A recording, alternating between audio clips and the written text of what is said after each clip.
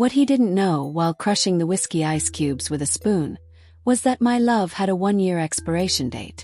And in that period he taught me what hate, control, and power are. And I, with his help, became a student of revenge. The beginning of everything is always perfect, isn't it? Ours was no different. Leonardo, my little Leo, was my Prince Charming in an impeccable suit and smelling of money. Not that he was rich at the time, but he had a scent of ambition, of a prosperous future that I, as a newly graduated young lawyer, deeply admired. We met at a charity event. I was there serving coffee to the needy, and he was at the main table with a loose tie and an easy smile, with a list of contacts that looked like a winning lottery ticket. We got married in 3 years. His financial rise was meteoric. He opened a financial consultancy, and I, even with my degree, chose to work in a smaller law firm, but with a nobler cause. Our routine was a luxury party. Expensive dinners, last-minute trips, gala parties. I was the trophy wife, the discreet lawyer who smiled, nodded, and said yes, my love, to everything. It was the life I had always dreamed of, or at least the one I thought I wanted. The first sign that something was wrong came from a silly conversation with my best friend, Patricia. She's one of those who slaps you in the face and says, "Wake up, girl." At the time, I was so happy that I didn't want to listen to her. "Mari, why don't you have access to your accounts? Isn't it strange that Leonardo has control over everything, even your finances?" That question caught me by surprise. I, the lawyer who understood contracts, laws, and rights, didn't have access to my own financial life. But I trusted my little Leo blindly. He told me it was to organize the couple's life. So practical, so modern, right? The truth is that I was blind. I didn't see the power game he was setting up. It was a subtle, slow game, like a poison that kills you little by little, without you noticing. He started to isolate me. First it was, "Mari, don't go to that dinner with Patricia, she doesn't like me." Then it was, "Mari, don't get involved in this case, it's too dangerous for the wife of a businessman like me." My world, which was once full of people and causes, was shrinking, closing, until it came down to him. And, of course, to his money. My financial independence, which was once my greatest achievement, became a joke. I, the lawyer who defended women's rights, became a puppet, a luxury doll. He gave me an allowance. Yes, an allowance. He, who was once my Prince Charming, became my owner. And I, the idiotic lover, didn't realize the humiliation. I thought it was love, that it was protection. How naive I was. The final straw was my dismissal. I was defending a case of moral harassment in a large company, and our client was a woman, a mother of 3, who was being pressured to resign. I was winning the case. And suddenly he called me. "Mari, drop this case. It's a shot in the foot. The company is one of my biggest clients." I argued with him, shouted, cried. My passion for justice was being trampled by his money. And I, even with a broken heart, gave up. And I was fired. It was at that moment, as I stared at the mirror and saw my soul draining away, that I realized he didn't love me. He possessed me. And like an object, he discarded me when I stopped being useful. My independence, my dignity, my sanity. Everything was at stake. And, as a good lawyer, I knew that my only way out was my greatest weapon, the law. That's when I started to plan my revenge. It wasn't revenge for revenge's sake, but revenge for justice. I, the lawyer who had given up everything, became my own lawyer. And, as a good lawyer, I knew that my greatest strength was silence. He, in his arrogance, believed that I was stupid, that I knew nothing. But he was mistaken. My revenge began with silence.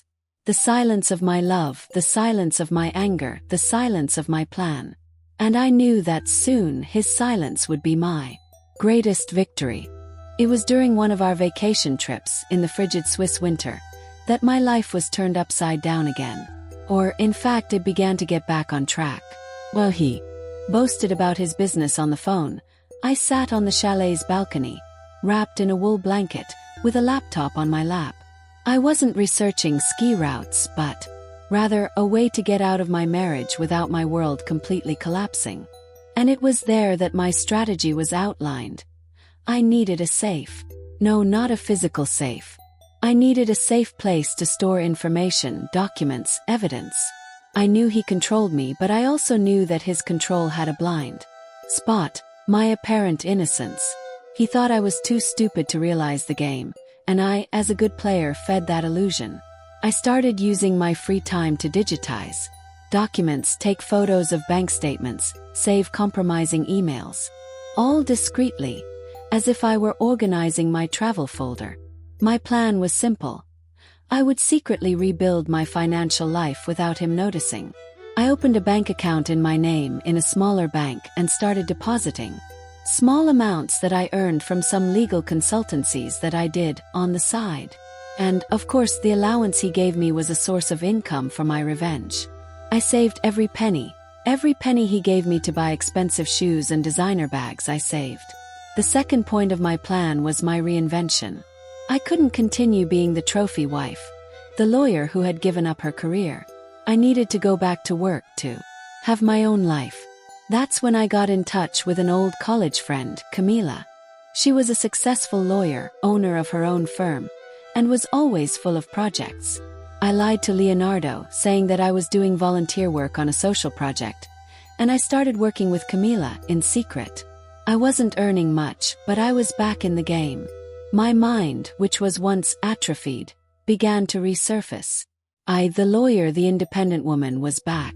My work gave me a purpose, a strength that I hadn't felt in years. And while he boasted about his business, I boasted about mine, my small legal triumphs, my small victories. The irony of the situation was delicious. He, the successful businessman, my owner, was financing my revenge. Every penny he gave me for my allowance, every expensive dinner, every luxury trip, was an investment in my escape plan. And I, the innocent wife, smiled, nodded, and said, "Yes, my love, to everything." Performance was impeccable. And, with time, I started to feel powerful. The third point of my plan, the most delicate, was the divorce. I didn't want to leave this marriage with nothing. I wanted what was mine by right, what I had built. With him, what I had given up for him. I started researching divorces, the division of assets, shared custody. Even though we didn't have children, I wanted to be prepared for everything. I became my own divorce lawyer, and I was determined to win. My life, which was once a luxury prison, became a game of chess. And I, the queen, was ready to deliver the checkmate. The dinner, which would be the turning point, was already approaching. And I, the woman he thought was stupid, was ready to show him that the board had turned. That the queen, whom he thought he had controlled, was, in fact, the owner of the game. I, who was always the woman of "Yes, my love," became the woman of "Look, my love, I've thought of something different." And my transformation was so subtle that he didn't even notice. I no longer wore the clothes he bought, but rather, more discreet pieces that I bought myself with my salary. I no longer attended the gala dinners he loved, but rather the charity events that my friend Patricia organized. And most importantly, I no longer nodded to everything. He, in his arrogance, thought I was just going through a phase. He called me my rebel, and thought my rebellion was charming. What he didn't know was that my rebellion was, in fact, my liberation. And with each passing day, I felt more alive, more a woman, more my own person. My friend Patricia was my greatest ally. She helped me find a new apartment, which I rented in secret. She helped me transfer my savings to a bank he didn't know about, and she helped me choose my new life. Patricia, who was once my scolding friend, became my advisor, my confidant, my partner in crime. My plan, which was once just a divorce strategy, became a life strategy. I didn't just want to separate from him. I wanted to reinvent myself, to find myself again. I wanted to go back to being the lawyer passionate about justice, the woman who dreamed of changing the world, the woman who loved life. My revenge was not out of hate, but out of self-love. I wanted to show him and myself that I was not an object. I was not the trophy wife. I was a woman, a lawyer, person with dreams, with desires, with her own life. And I was ready to fight for that. Our marriage was at the peak of crisis. He, in his arrogance, thought it was my bad mood that was speaking louder. And I, in my patience, knew that it was my patience that was running out. I was waiting for the right moment, the perfect moment to deliver my checkmate. And the perfect moment came on a dinner night. He, in his arrogance, invited me to dinner at the most expensive restaurant in the city. It was our reconciliation ritual, our love ritual. He, in his arrogance, thought I would melt with an expensive dinner, French champagne, and a diamond ring. What he didn't know was that I no longer melted with anything. I was already melted by myself. He, in his arrogance, told me that he had a surprise for me. And I, in my patience, knew that the surprise was my revenge. He, in his arrogance, told me that he was going to give me a new credit card with a new limit so I could buy everything I wanted. And I, in my patience, knew that my revenge had no price. The dinner was a horror show. He, in his arrogance, treated me like an object, like a possession. He told me what I should wear, what I should eat, what I should think. And I, in my patience, smiled, nodding and saying, "Yes, my love," to everything. My performance was impeccable. And with every second that passed, my hatred for him grew. And that's when he uttered the phrase that gave me the final ammunition.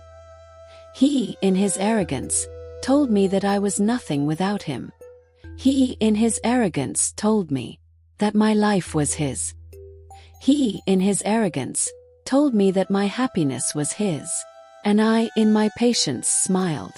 And with my calmest and most serene voice I said, "You're right, my love. I am nothing without you. I am everything without you.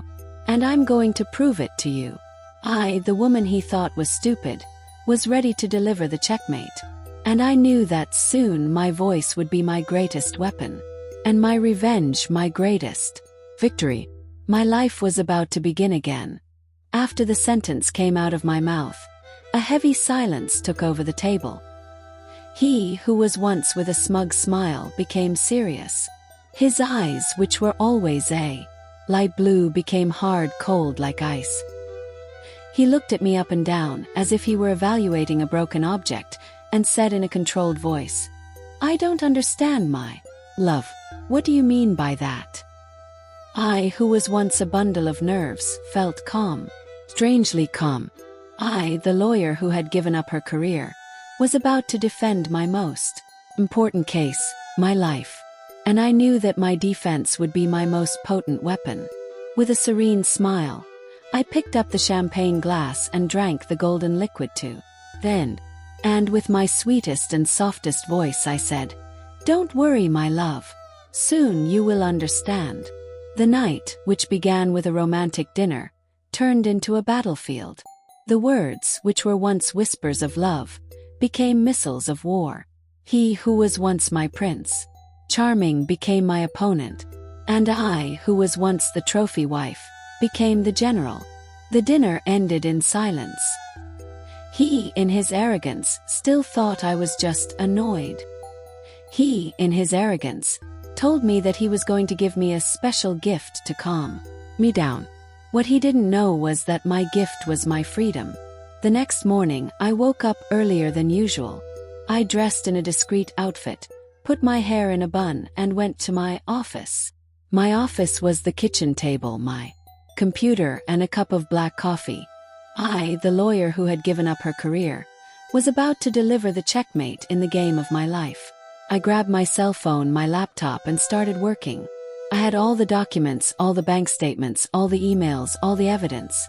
My revenge, which was once an idea, became a reality. I, the lawyer who had given up everything, was about to get everything back. And with a smile on my face, I began my revenge. First, I called the bank and froze all the accounts that were in his name. Then I called the credit cards and cancelled all his additional cards, which he had given me. And finally I called my friend Patricia and said, "Patty, I'm going to the airport. Book a one-way ticket to Switzerland." He who was once my owner became my hostage. He who once treated me like an object became my victim. And I, who was once the trophy wife, became my own heroine. My revenge was not out of hate but out of love. Self-love. And I, the woman he thought was stupid, was ready to show him that my intelligence was my greatest weapon, and my freedom my greatest victory. I, the lawyer who had given up her career, was back, and I was ready to change the world one step at a time. My life, which was once a luxury prison, became an adventure. And I, the woman he thought was nothing without him, became everything without him. And my story, which was once sad, became happy. Because, in the end, the only person who can make you happy is yourself. And I, who once lost myself, found myself again. And I, who once lost myself, loved myself. And my self-love was my greatest gift.